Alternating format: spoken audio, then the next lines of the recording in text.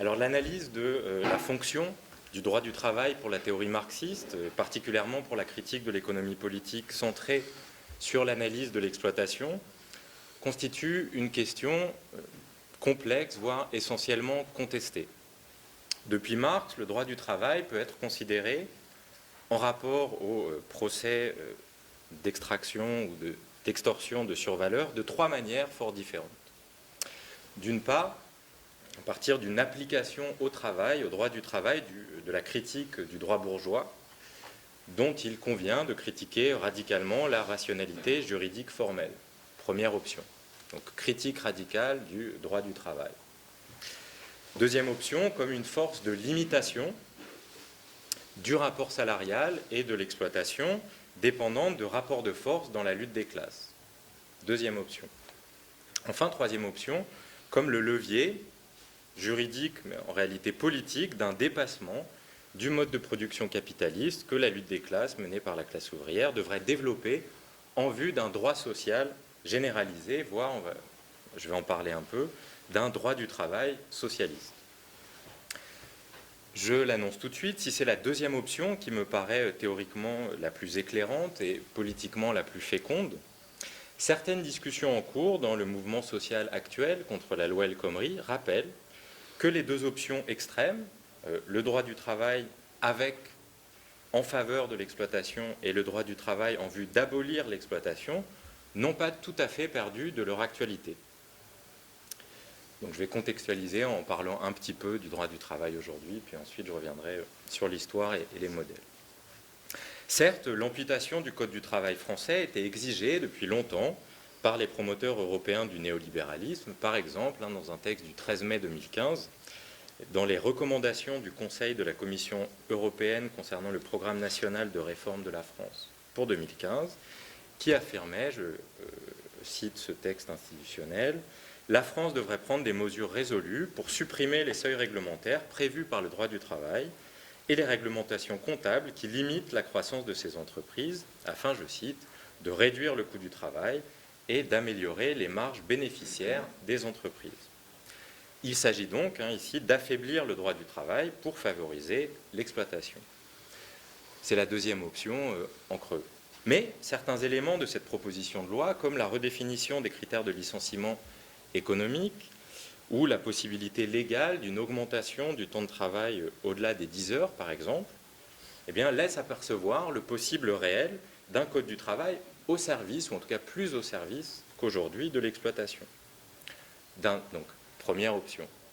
Troisième option, d'autre part, les contre-propositions syndicales ou académiques eh bien, vont pour certaines jusqu'à reprendre en tout cas l'intuition d'un droit du travail qui abolirait ou qui irait vers l'abolition de l'exploitation, ainsi de l'idée d'instaurer une sécurité sociale professionnelle ou même du nouveau statut du travailleur salarié, consistant parfois à essayer d'intégrer le droit du travail dans un nouveau droit social qui généraliserait les acquis du droit de la fonction publique.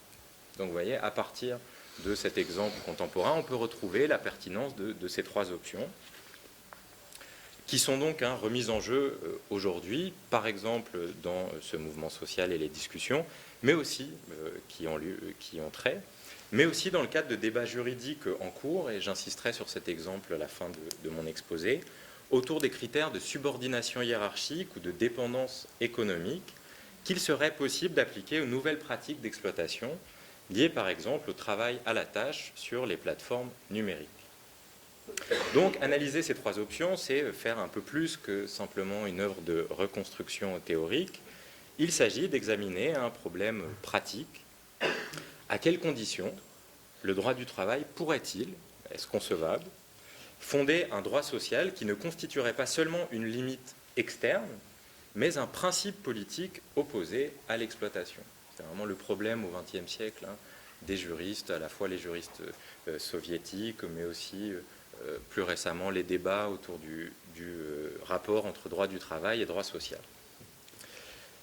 Donc dans un premier temps, je proposerai de reconstruire synthétiquement ces trois positions en partant de Marx, puis d'auteurs marxistes du XXe siècle, et notamment Evgeny Pachoukanis et Karl Korsch.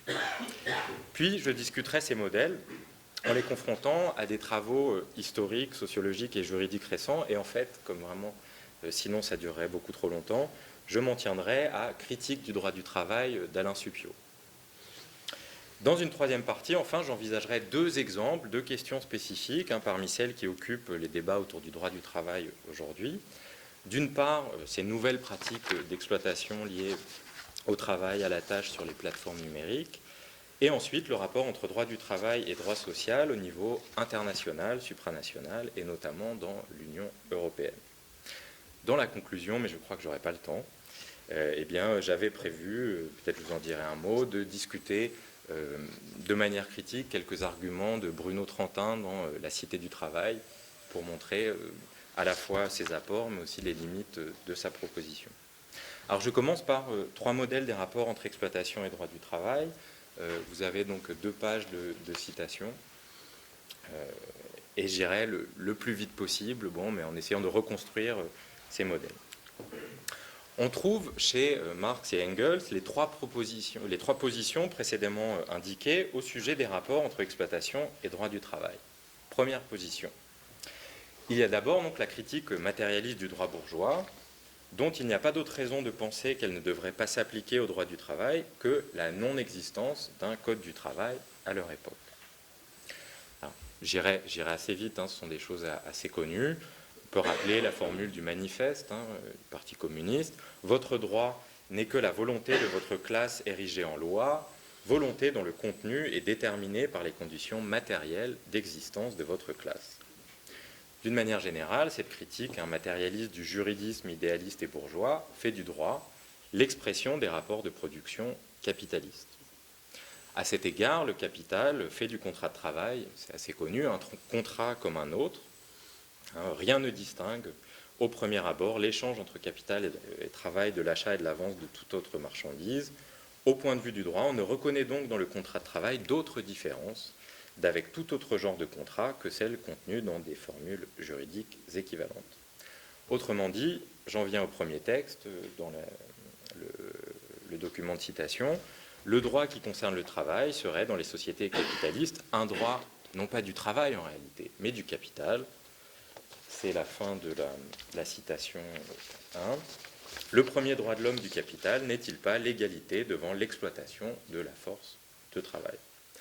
Mais précisément, j'en passe à la deuxième option, cette égalité formelle promue par le capital, ce niveleur, comme le dit Marx dans un passage assez connu, constitue en même temps, paradoxalement, le biais par lequel la législation peut limiter l'exploitation, comme dans le cas de la loi limitant le temps de travail des enfants à 6 heures que Marx discute dans le passage du deuxième texte que vous avez dans le document. Autrement dit, le droit du travail devient, et c'est vraiment la perspective majoritaire dans le capital, un champ spécifique de la lutte des classes entre intérêts antagoniques. Troisième texte dont je lis un passage. Il y a ici une antinomie, droit contre droit, l'un et l'autre portant le sceau de la loi de l'échange marchand. Entre des droits égaux, c'est la violence qui tranche. Et c'est ainsi que dans l'histoire de la production capitaliste, la réglementation de la journée de travail se présente comme la lutte pour les limites de la journée de travail, lutte qui oppose le capitaliste global, c'est-à-dire la classe des capitalistes, et le travailleur global ou la classe ouvrière.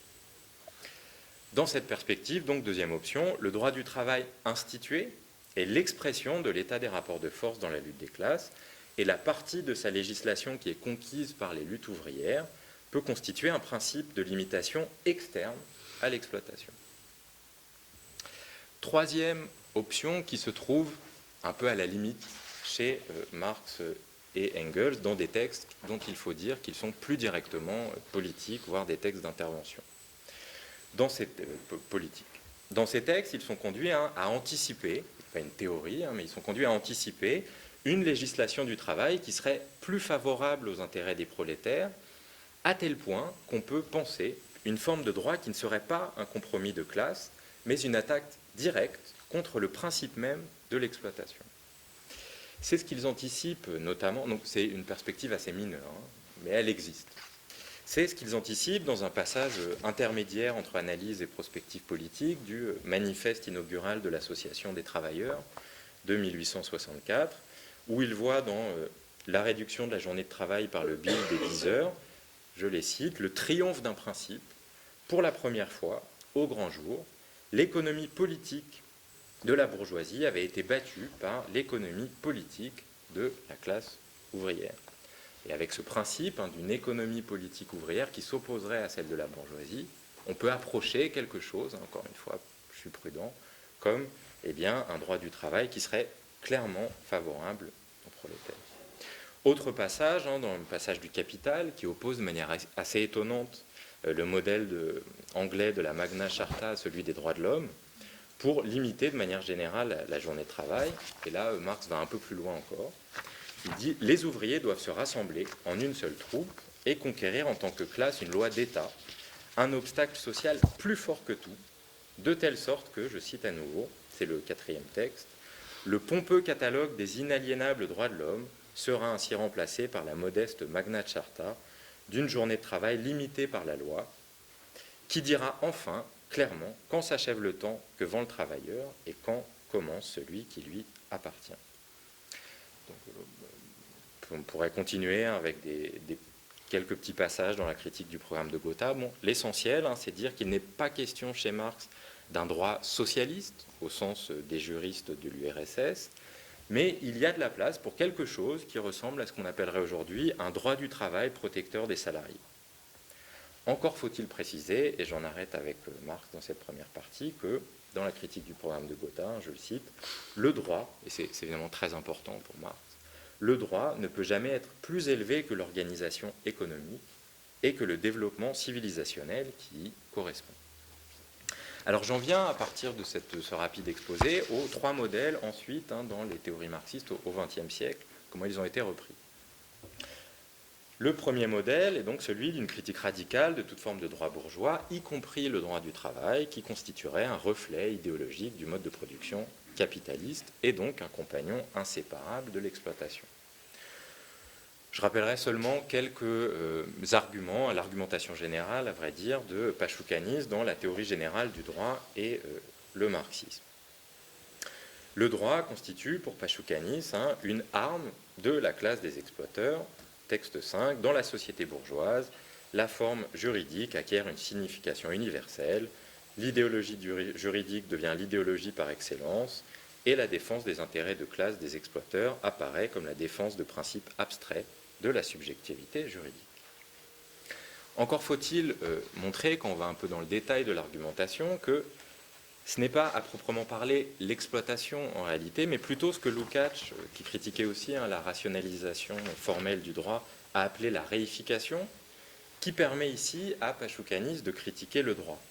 Son idée, c'est que l'individu dans le droit, y compris le droit du travail, ou ce qui en existait, ce dont il se préoccupait à l'époque, devient, je le cite, une simple incarnation du sujet juridique abstrait, impersonnel, un pur produit des rapports sociaux.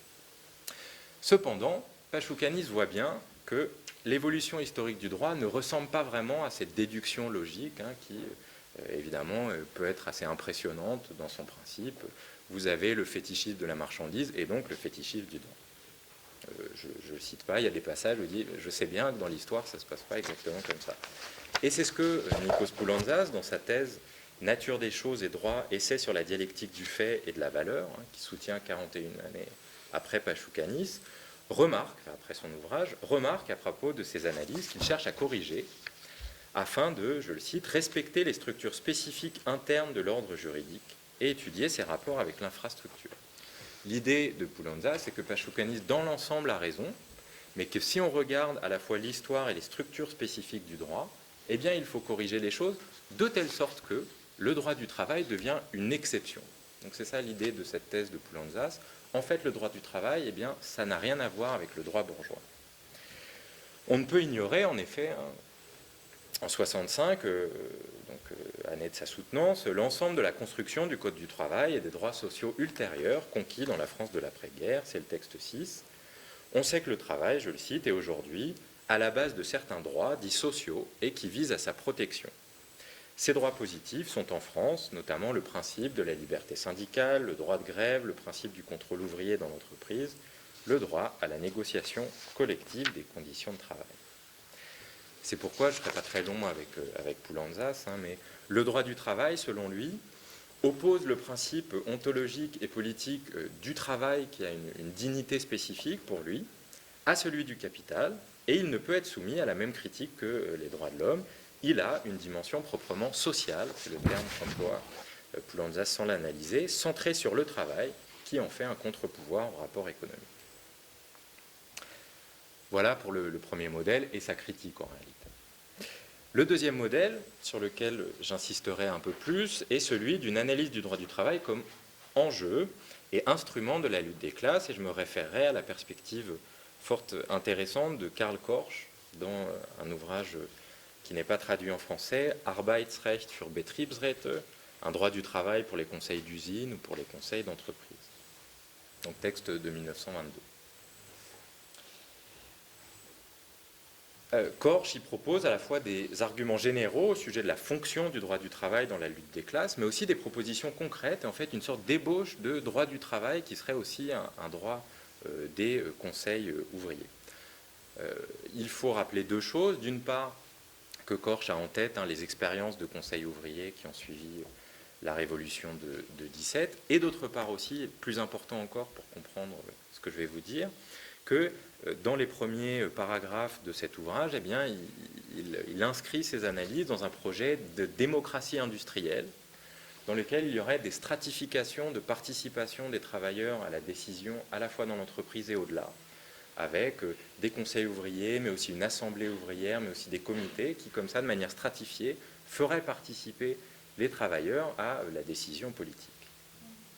Ceci étant dit, voilà les grands arguments de Korsch. D'une manière générale, il s'agit, donc là vraiment il écrit contre la perspective type pachoukaniste. Il s'agit de ne plus se contenter d'affirmer d'une manière abstraite que tout droit spécifique dans les sociétés capitalistes est un droit de classe, mais de considérer l'ensemble du domaine juridique dans sa totalité concrète du point de vue de la lutte des classes. C'est dans cette perspective qu'il faut comprendre sa proposition d'instituer juridiquement le droit à la participation du travailleur aux décisions concernant la réglementation et les choix industriels de cette entreprise. Donc, ce que je vous ai dit là, le droit du travail propre au projet de démocratie industrielle doit permettre, comme il le dit, de faire passer le droit du travail bourgeois à un niveau supérieur. Donc, pour Korsch, c'est une mesure transitoire qui doit permettre de passer vers le socialisme. Son idée, c'est que le prolétariat, ainsi, avec ce droit du travail, pourrait se transformer en acquérant, je le cite, la fonction historique d'opérateur de la positivité du droit. Il y a ce qu'on peut appeler une lutte des classes dans le droit, qui oppose à un droit qu'il appelle le droit social, ou le point de vue social sur le droit, qui conçoit les relations de travail comme un rapport social, contre le droit privé du propriétaire. Alors je vais prendre quand même quelques exemples, parce que c'est assez abstrait jusqu'à maintenant, de ce que propose Korsch dans ce texte. Et je mentionnerai simplement les paragraphes 15 et 16 au sujet des droits immédiats des travailleurs membres de l'entreprise. Donc dans le projet de démocratie industrielle de Korsch, qui n'a rien à voir avec la cogestion allemande ni avec le dialogue social français, Korsch donc défend la participation des travailleurs aux diverses instances de décision qu'il appelle de ses voeux. Je le cite, c'est le texte 8, « Le principal droit constitutif du statut de l'employé est le droit de décision dans les instances représentatives de l'entreprise. Conseil d'entreprise, comité d'entreprise, assemblée d'entreprise. » Ce droit, il concerne de décision, il concerne quoi ? Eh bien, notamment, je le cite à nouveau, paragraphe 16, la réglementation dans l'entreprise, d'un côté, concernant la participation aux décisions sur le travail, et de l'autre côté, concernant les embauches et les licenciements. Donc, voilà l'idée, instituer la participation des travailleurs à la fois à l'organisation du travail, mais aussi aux formes de mise au travail. Cependant, pour Korsch, donc, qui est clairement dans le deuxième modèle, mais qui, dans certains moments, lorgne, vise le troisième modèle, celui d'un droit socialiste, les expériences de législation des conseils ouvriers ne constituent pas seulement une étape dans la révolution du droit du travail bourgeois dominant, ce sont ces termes, mais aussi, parfois, il imagine, il rêve d'un nouvel ordre juridique social émergeant, comme il le dit, du cocon de l'ancien État. Comme je pense que je vais être vraiment trop long et qu'il faut que je vous parle d'Alain Supiot, je vais aller assez vite sur le troisième modèle, qui, et je pourrais y revenir dans la discussion, donc j'ai lu un petit peu des juristes soviétiques, c'est une littérature assez étonnante. Ce troisième modèle défend la perspective d'un droit du travail ouvrier qui réaliserait le socialisme au niveau juridique. Alors, il faut dire que si la réalisation pratique de ce droit socialiste a été indissociablement liée au contexte spécifique du stalinisme, et son promoteur officiel en URSS, Andrei Vyshinsky, a été l'ordonnateur des procès de Moscou qui exécuteront Pachoukanis. Donc il y a vraiment une lutte là assez directe entre le deuxième et troisième modèle. Pachoukanis est le juriste bien vu par le pouvoir sous Lénine, puis ensuite Vyshinsky arrive, il dit droit socialiste et il exécute son concurrent. Donc même si c'est très lié à ce contexte spécifique, il y a des arguments théoriques qu'il faut envisager, intéressants. Le droit devient dans cette perspective l'ensemble des règles de conduite établies par l'État, et le droit du travail est théorisé comme le fruit objectif des formes de travail qui reposeraient sur leur propre base. Voilà l'idée. Le droit du travail, dans cette perspective, ne fait que codifier les nouvelles pratiques économiques socialistes. Ce n'est pas lui qui instaure le socialisme, mais il vient simplement, finalement, sanctionner juridiquement ce qui est vu comme l'état de l'économie de l'URSS. Donc je rappelle quelques éléments. L'État a l'obligation de fournir du travail à tous les citoyens, c'est l'article 118 de la Constitution de l'URSS de 1936. Le salaire est défini comme la partie du produit du travail qui ne va pas à la propriété collective. Et je renvoie simplement à un manuel que j'ai consulté de Nikolai Alexandrov sur le droit du travail en URSS, qui prend plein d'exemples, et notamment, exemple étonnant, quand est-ce qu'un travailleur a le droit de changer d'entreprise ? Eh bien, il n'a pas le droit de changer d'entreprise, sauf accord de la direction, sauf dans certains cas. Dans certains cas, notamment, quand il accède à l'enseignement supérieur ou pour rejoindre son conjoint. Pour résumer, je suis allé assez vite, mais résumons ainsi. On peut dire que dans ce droit du travail soviétique, c'est le travail qui a des droits avant les travailleurs, qui a plutôt des devoirs, et la plupart des droits des travailleurs, en réalité, consistent dans des exceptions aux principes fondamentaux du droit du travail. Vous voyez l'idée, par exemple, sur la mobilité, il y a des devoirs du travailleur, et ces droits, ce sont toutes les exceptions à ces devoirs. Okay. Alors j'en passe maintenant, que j'ai situé ces trois modèles, à une discussion ou une relativisation de l'opposition entre ces trois points de vue, du point de vue des travaux juridiques, sociologiques et économiques plus récents. Donc ces trois positions classiques ont été remises en cause, parfois assez peu charitablement critiquées ou du moins déplacées dans des travaux récents. Donc j'insisterai essentiellement sur Critique du droit du travail d'Alain Supiot, mais on peut se référer aussi, par exemple, à un ouvrage de Gérard Lioncan, Le droit du travail, une technique réversible avant son tournant néolibéral en 1997, à un ouvrage de Claude Didry, L'institution du travail, droit et salariat dans l'histoire, dont je parlais un peu hier dans la discussion, ou encore à Puissance du salariat de Bernard Friot. Cette discussion maintenant se déplace très clairement en France concernant le rapport entre droit du travail et droit social. Et c'est finalement cette articulation qui vient un peu inquiéter ces trois positions. Dans ces perspectives, le droit social français, donc droit social, c'est-à-dire droit de la protection sociale, mais aussi droit de la fonction publique, le droit du travail, le code du travail, il faut le rappeler, c'est simplement pour le travail dans le secteur privé. Tout ce droit social qui en émerge, à la fois est dans des rapports dans des rapports logiques très forts, et en même temps s'en est autonomisé, je vais y revenir. Donc le droit social français, dans ces divers travaux, est présenté non pas seulement comme une extension du droit du travail, mais comme une révolution juridique, c'est le terme de Supiot, qui change en retour le sens même du droit du travail. Vous avez l'idée que depuis 50-60 ans, tout ce droit de la protection sociale a été relativement loin et en retour a changé le sens même de ce qu'est le droit du travail. Et ça fonctionne. Alors, dans Critique du droit du travail, Alain Supiot critique frontalement l'alternative marxiste qu'il présente comme classique entre l'option 1, celle de la critique du droit bourgeois, et l'option 3, la perspective d'un droit d'intérêt démocratique et populaire. c'est le texte 9, et il faut corriger dans la citation, à partir du texte 9, c'est évidemment plus corche et vide, mais c'est Alain Supiot, critique du droit du travail. Donc pour lui, la première option, application de la critique du droit bourgeois au droit du travail, est vide de sens, car, je le cite, dans les systèmes occidentaux, sa rationalité matérielle place le droit du travail dans une participation conflictuelle avec l'ordre juridique civiliste. Il y participe par sa raison juridique, mais s'y oppose par sa raison sociale. Autrement dit, socialement, ce droit du travail ne participe pas à la même fonction sociale que le reste de la juridiction. Tandis que le troisième, la troisième option, la perspective d'un droit socialiste, constitue un contresens complet pour Supiot, puisque le droit du travail a pour vocation initiale de limiter l'exploitation et ne peut en aucun cas l'éliminer. Je cite un passage. Le droit du travail a eu et a toujours eu pour première raison d'être de civiliser le pouvoir patronal. S'oppose donc cette question, à partir de cette critique de cette alternative, comment comprendre plus précisément le rapport entre exploitation, droit du travail et maintenant droit social, du point de vue d'une critique interne du droit du travail. D'accord ? Donc, ce qu'ils ajoutent, et notamment Supiot, c'est la centralité du droit social. Je m'en tiendrai à discuter trois arguments assez rapidement, qui sont évidemment très longuement développés dans l'ouvrage. D'une part, c'est intéressant, j'ai été voir aussi dans le Code du travail, le droit du travail ne définit pas ce qu'est l'exploitation, mais situe le travail entre deux conceptions extrêmes.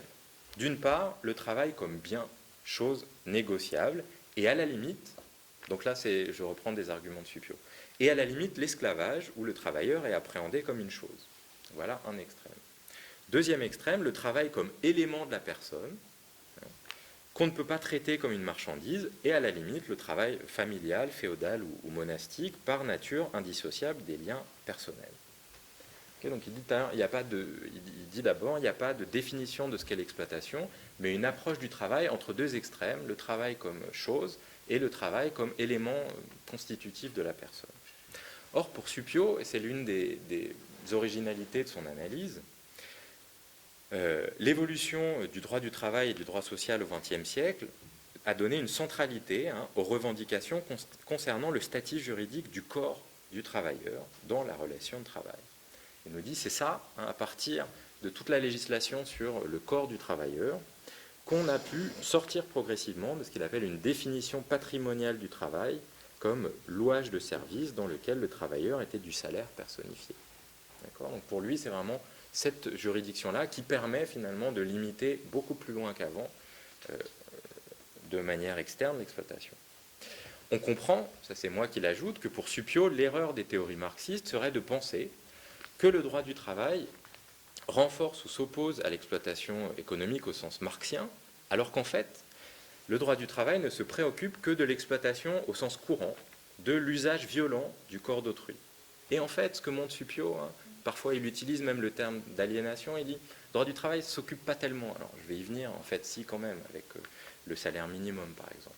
Mais pour lui, il n'y a pas vraiment de limitation de l'exploitation au sens de l'extorsion de survaleur, mais une limitation de l'exploitation d'un sens très général et à un sens plutôt du côté de la domination ou peut-être de la subsomption réelle ou de la réification, mais pas de l'exploitation à proprement. Alors, pour Supiot, l'antinomie qui est très important, c'est celui donc entre le postulat contractuel, celui du contrat de travail, qui est clairement du côté de l'exploitation, et le postulat de ce qu'il appelle la non-patrimonialité du corps humain, le fait qu'on ne peut pas vendre certains éléments du corps humain, dont il faut assurer le respect. Et pour lui, cette contradiction, et je le cite, c'est le texte 11, le lieu de conception du droit du travail. Je vais un petit peu vite, mais ça va, l'idée en gros, c'est que le droit du travail, en intégrant ce droit du corps du travailleur, a pu limiter de l'intérieur l'exploitation. Cette tension interne au droit du travail se retrouve dans une autre antinomie très importante, et dont je reparlerai dans la troisième partie, qui oppose subordination hiérarchique et dépendance économique. Il faut rappeler qu'en France, la conception de la dépendance, qui qualifie donc juridiquement le travailleur salarié, a fait l'objet d'un débat important jusque dans les années 1930. Le critère pour savoir qu'est-ce qui est du travail au sens d'un travail dont s'occupe le droit du travail Est-il la dépendance économique du travailleur ou bien la subordination hiérarchique? Pour reprendre les termes métastructurels de Jacques Bidet, est-ce que c'est le marché ou est-ce que c'est l'organisation qui est important pour savoir ce que c'est que le travail? Donc la première position, dite de la dépendance économique, retient, donc là je cite Suppiot, une définition fonctionnelle de la dépendance, c'est-à-dire qu'elle vise à ajuster le champ d'application du droit du travail sur les catégories économiques les plus faibles. Première proposition qui n'a pas été retenue, le droit du travail défend les catégories économiquement les plus faibles, et cette conception tendait, dans certains textes, notamment de Paul Cuche que Suppiot cite, eh bien, à faire implicitement du concept d'exploitation le fondement de la définition juridique du travail salarié. Ce qui compte, c'est la dépendance économique et c'est aussi l'origine des ressources du travailleur. Si ces ressources dépendent quasi exclusivement de celui qui tire profit de son travail, alors c'est un travail salarié. D'accord ? Cette proposition, qui était plus progressiste que celle qui a été retenue, eh bien, n'a pas été retenue précisément, et c'est celle de la subordination hiérarchique aux ordres de l'employeur, qui est devenue le critère principal de la qualification juridique du travail. Je résume, comme l'exprime Suppiot, c'est le texte 12, la caractérisation du contrat de travail n'est pas à chercher dans le couple profit-dépendance économique, mais dans le couple autorité-subordination. Si j'ai le temps, j'y reviendrai dans la troisième partie. Enfin, il faut noter que, malgré tout, certains passages de critique du droit du travail, et certains passages en fait du Code du travail, concernent quand même directement la question de l'exploitation. Et chez Suppiot, c'est précisément à l'occasion de la discussion des principes juridiques du salaire minimum, SMIC puis SMIC, et de leur rapport avec le droit social et la protection sociale. À strictement parler, le SMIC puis le SMIC constituent le SMIC constitue des outils juridiques spécifiques de limitation de l'exploitation au sens donc strictement économique. Mais c'est intéressant parce que ce que montre Suppiot, c'est qu'en fait ce SMIC et ce SMIC, ça a été aussi ce qui a ensuite été la base dans le droit du travail du droit social. Et donc pour lui, ça va beaucoup plus loin qu'une simple exploitation. Donc là, il arrive encore, la deuxième option, elle ne tient jamais toute seule, parce qu'il y a toujours une anticipation d'un droit social possible.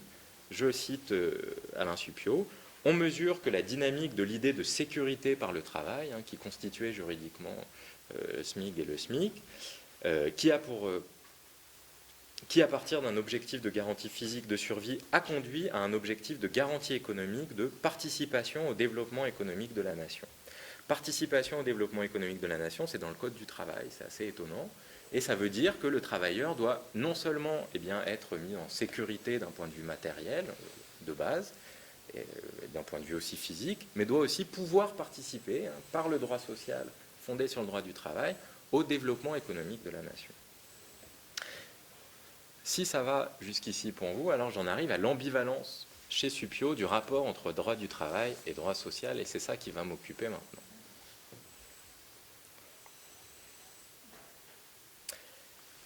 Alain Suppiot, il n'est pas critique du droit social en tant que tel, mais dans certaines de ses analyses, il montre qu'il y a une ambivalence très intéressante aujourd'hui de ce rapport entre droit du travail et droit social.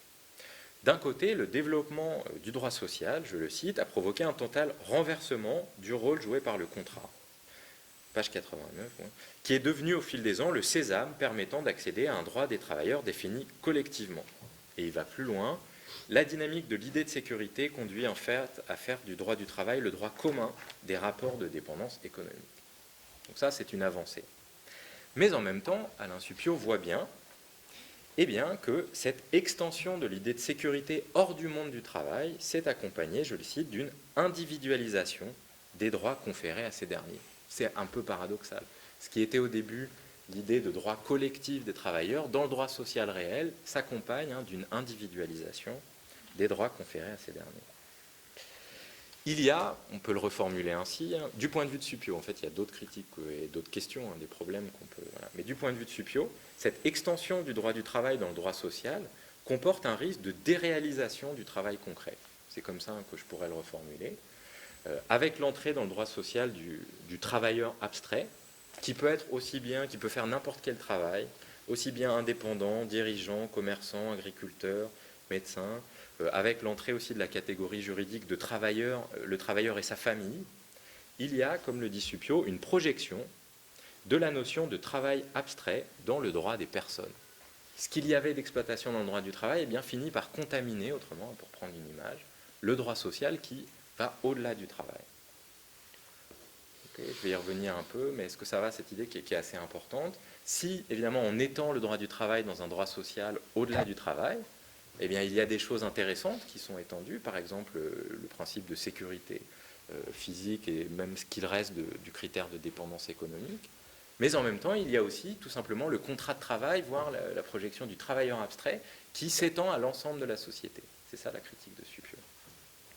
Autrement dit, il y a un caractère ambivalent de cette construction sociale qui étend le droit du travail au droit social. Il peut tendre aussi bien à un renforcement qu'à un émoussement des instruments juridiques de limitation de l'exploitation. Et je dois te demander combien de temps à peu près il me reste? 10 minutes. 10 minutes. J'en viens alors à deux exemples pour montrer cette ambivalence et les problèmes qui se posent aujourd'hui. Et effectivement, je ne conclurai pas ensuite en vous parlant de la fonction du travail dans mes recherches sur les rapports entre travail et démocratie. Prenons deux exemples plus concrets. D'abord, les nouvelles pratiques d'exploitation qui concernent donc, directement, donc là on ne parle pas du droit social, les rapports entre droit du travail et exploitation. Exemple des plateformes de travail en ligne et de ce qu'on appelle les crowd workers, ces travailleurs à domicile qui effectuent des tâches sur Internet, donc à la tâche, comme des retranscriptions d'entretien.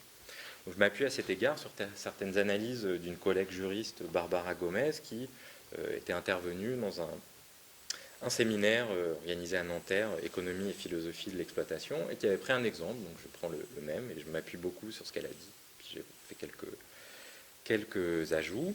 Et elle avait pris l'exemple d'un site internet qui s'appelle Amazon Mechanical Turk. Donc c'est Amazon qui a un site qui s'appelle le Turc mécanique. Ce service numérique se présente sur sa page d'accueil comme un marché du travail en ligne, ou plus exactement comme un centre de marché pour le travail. Et je cite ce qui est en front, enfin, le slogan de la page, sa présentation. Nous donnons à des entreprises et des développeurs une force de travail sur demande et flexible. Les travailleurs sélectionnent parmi des milliers de tâches et travaillent selon leur convenance. Donc il ne s'agit pas, à proprement parler pour eux, ils ne se présentent pas comme des employeurs, mais comme des intermédiaires entre des gens qui cherchent une force de travail et puis des gens qui cherchent un travail. Souvent ça dure 5 ou 10 minutes, il faut retranscrire par exemple quelques phrases, et puis vous êtes payé seulement si c'est réussi. Okay. Alors ce type de nouvelle pratique économique d'exploitation, similaire à celle qu'on met sous la rubrique, même si ce n'est pas exactement pareil, de l'ubérisation du travail, questionne notamment le rapport entre subordination juridique et dépendance économique. Toute la difficulté ici est d'identifier qui est l'employeur. Et donc, vous avez compris, c'est aussi un test pour voir jusqu'à quel point, effectivement, le droit du travail et ses critères actuels peut limiter l'exploitation. Uber se présente comme une simple application en ligne et non comme une société de transport privé. Mechanical Turk se présente comme un service, un marché du travail en ligne. Qui alors est l'employeur? Les propriétaires de ces plateformes en ligne, les entreprises ou personnes privées qui commandent le travail, le cas échéant, les travailleurs eux-mêmes qui peuvent relever du statut de l'auto-entrepreneur. C'est assez complexe. Le principe même donc, du contrat de travail est remis en question par des facteurs économiques, extra-juridiques, et sont brouillés par la complexité des stratégies gestionnaires des entreprises qui proposent ces services. Alors, face à cela, le droit du travail, et là je m'appuie vraiment sur ce que disait cette collègue, a deux possibilités. Face à ce qu'on pourrait appeler le contournement de la subordination juridique. Et en fait, le contournement du pan entier du Code du travail, puisque si vous ne dites pas que c'est du travail, le Code du travail ne s'applique pas. Alors, d'une part, selon cette collègue, et c'était aussi la perspective qu'elle défendait, se pose chez les juristes les plus progressistes l'enjeu d'une réhabilitation du critère de la dépendance économique. Qu'est-ce qui permettrait de montrer qu'en fait c'est du travail? C'est l'état de faiblesse économique, l'exploitation du travail sur ces plateformes en ligne qui justifieraient l'intervention publique. Dans ce cas, vous avez une utilisation des critères du droit social pour, la dépendance économique maintenant elle est plutôt dans le droit social, pour renforcer le droit du travail. Donc dans ce cas-là, mais sauf que ça ne marche pas pour l'instant comme ça, vous avez effectivement une dynamique progressiste avec le droit social qui permet, en le rapatriant dans le droit du travail, de limiter des nouvelles pratiques d'exploitation. Mais ce n'est pas ce que fait la jurisprudence. Qu'est-ce qu'elle fait?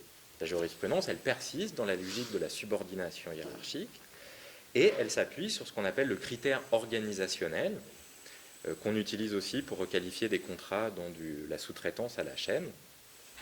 Un contrat de travail, selon cette jurisprudence, doit exister lorsqu'il y a détermination unilatérale des conditions d'organisation du travail, lorsqu'il y a service organisé. Et donc, le juriste va essayer de montrer que dans ce cas-là, il y a bien quelqu'un qui organise toute cette séquence-là, même s'il est caché, comme il y a une organisation, il y a du travail. Mais la difficulté pratique est en réalité, semble-t-il, énorme. Comment identifier les critères de travailleurs dont on n'a pas l'âge? On ne sait pas combien d'heures ils ont travaillé, on ne connaît pas leur qualification.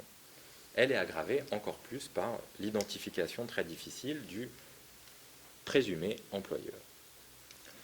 Ok, donc vous voyez, dans un sens, on a un droit du travail qui reste trop limité pour répondre à des nouvelles pratiques d'exploitation. D'un autre côté, ça n'existe pas encore, mais on a un usage possible du droit social pour renforcer le droit du travail. Deuxième enjeu contemporain, de grande importance je finirai avec cet exemple, de grande importance dans les débats actuels concerne les rapports entre droit du travail national et droit du travail, ou en tout cas législation supranationale et notamment européen. Je ne ferai pas de conclusion théorique, prenons des exemples, on pourra en discuter. Il faut rappeler d'abord que le droit du travail est seulement une des normes qui concerne travailleurs et employeurs. Il y a par exemple les normes internationales ISO, de l'International Standard Organization, interprofessionnelles ou sectorielles, qui sont aussi contraignantes parfois que le droit du travail, même plus directement contraignantes pour l'activité de travail. Je donne juste une anecdote en 30 secondes. J'avais fait un entretien l'an dernier avec le ministre grec du Travail, en juin 2015, qui me disait que la base des discussions autour des réformes structurelles du droit du travail avec l'Union européenne, en réalité, la base de discussion, c'était non pas les éléments de législation européens, mais les normes de qualité totale et ces normes ISO, ce qu'on appelle les best practices. Donc quand on discute avec l'Union européenne, le droit du travail national, ce n'est pas important. Par contre, ce qui est la base de la discussion, c'est ces normes qu'une entreprise, l'ISO, a choisies. Alors, il faut rappeler, une fois, pour vous montrer un peu l'importance de ce débat-là, le droit du travail, c'est très bien, il faut essayer de le renforcer, mais on est confronté à quelque chose qui a un enjeu qui le dépasse beaucoup. Alors, il faut rappeler d'abord que le droit communautaire s'est construit dans un souci d'œcuménisme qui visait à surmonter les grandes différences dans les cultures juridiques. Donc au niveau européen, là maintenant je parle. Il n'y a pas de définition du travailleur salarié, ni du contrat de travail, ni de relations de travail, qui sont à dessein non définis, puisqu'il s'agit d'intégrer des droits du travail nationaux très différents. L'objectif de cette législation, c'était d'unifier le marché du travail et donc de permettre que le travailleur soit un opérateur économique d'abord reconnu et puis concurrentiel dans l'ensemble du marché du travail européen. On a ainsi un risque, en fait un risque réalisé, que pointait déjà Gérard Lioncan en 1997, celui non pas évidemment d'une extension du droit du travail dans un droit social progressiste, mais d'une régression vers le droit commercial. En réalité, c'est ça qui se passe au niveau de l'Union européenne. Maintenant, la base de discussion, c'est le droit commercial. Alors, je finirai sur cette ambivalence. Si d'une manière générale, du point de vue du droit social français, l'Union européenne constitue sans conteste une menace sérieuse contre des pans entiers de la législation sociale et du droit du travail et des acquis du mouvement ouvrier, il y a un niveau de généralité plus élevé. Il faut voir qu'il y a une ambivalence aussi, là encore, entre droit du travail et droit social, y compris au niveau européen. Donc ce sera ma manière de voir des pistes intéressantes pour la suite. En effet, comme le montre Suppiot, toujours, la promotion de la logique du marché du travail contre les règles nationales, les droits du travail nationaux, a conduit la Cour de justice à adopter une définition européenne, à adopter une définition large du travailleur qui, c'est assez peu connu, déborde les seules périodes de travail effectif. Donc la définition en fait, du travail au niveau européen, c'est non pas l'activité ou l'emploi occupé, mais c'est l'ensemble des droits acquis en vertu de périodes de formation professionnelle ou de recherche d'emploi avant.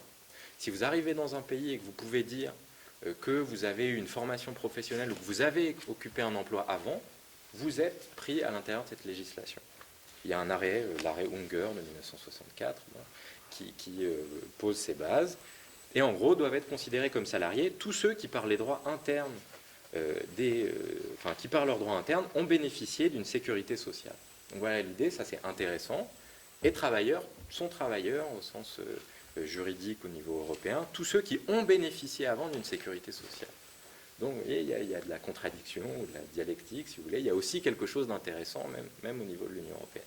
Mais d'autre part, évidemment, en même temps, eh bien, cette nouvelle législation supranationale a contribué à l'extension encore plus grande d'une définition abstraite du travail qui efface du droit du travail, de fait et tendanciellement encore plus, tout ce qui, dans les législations nationales, pouvait relever de la protection de formes spécifiques de travail concret. Pénibilité, risque, durée du travail, puisqu'on a finalement une conception du travail très abstraite qui est hantée dans le droit social, eh bien, tout cela qui limitait concrètement dans des secteurs professionnels l'exploitation, eh bien, disparaît. On retrouve donc au niveau supranational les contradictions inhérentes au rapport droit du travail, droit social. Je finirai avec une citation toujours de Suppiot. Le droit du travail est plus que jamais parcouru par des forces contradictoires, d'unification d'un côté et de fragmentation de l'autre. Et je conclus.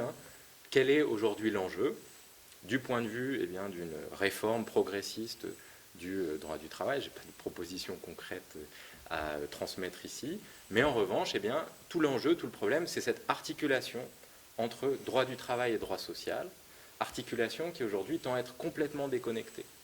On pourrait revenir y compris sur des débats qui ne concernent pas le droit du travail, par exemple le revenu minimum d'existence. Quelle est l'idée? C'est justement de déconnecter certains droits, les droits sociaux, du travail.